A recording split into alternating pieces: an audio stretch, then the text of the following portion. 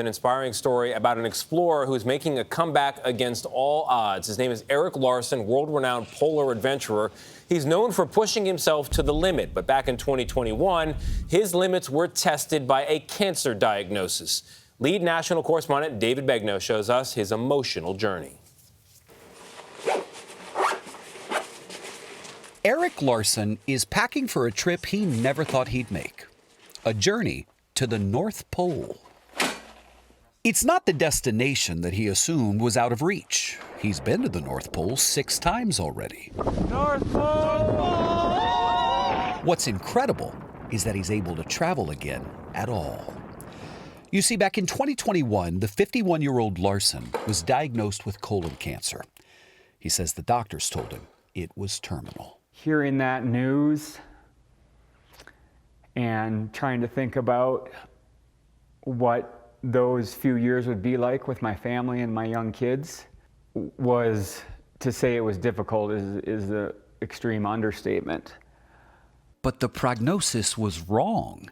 The cancer was survivable, though the treatment was debilitating. 6 rounds of chemotherapy, radiation, and 14 inches of his colon removed.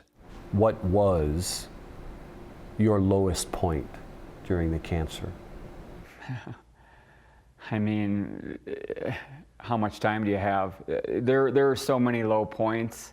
When I had surgery to remove the cancerous area of my colon, I had a very difficult recovery. I was on oxycodone. I was in bed. I couldn't sleep. And I would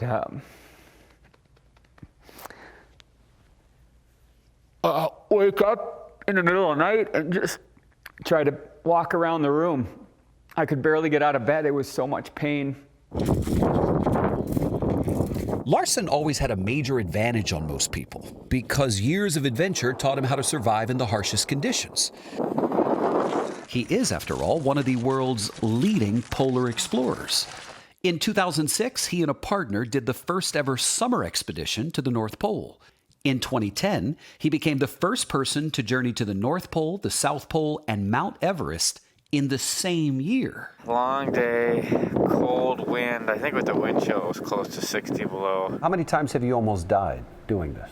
I've fallen through the ice. I've been stalked by polar bears. I've been in a lot of very precarious situations over the years.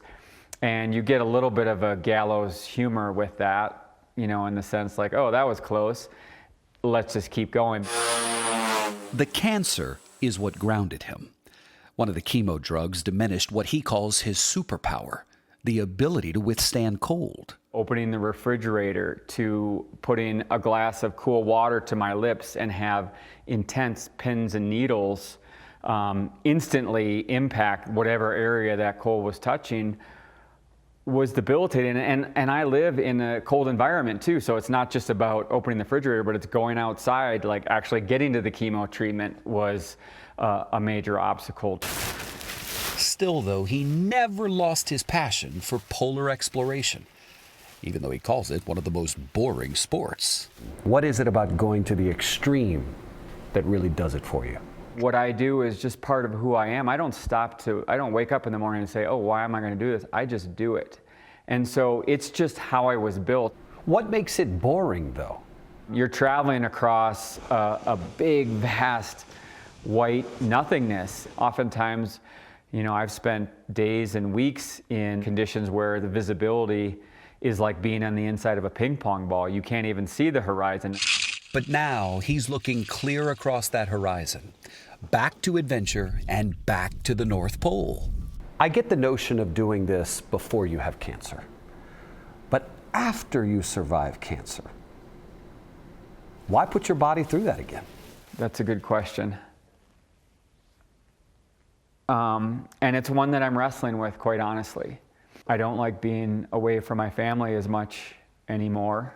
But to be able to go back to a place that has been such an important part of my life, to see it again when I thought I would never do anything again, for me, feels like the right thing to do.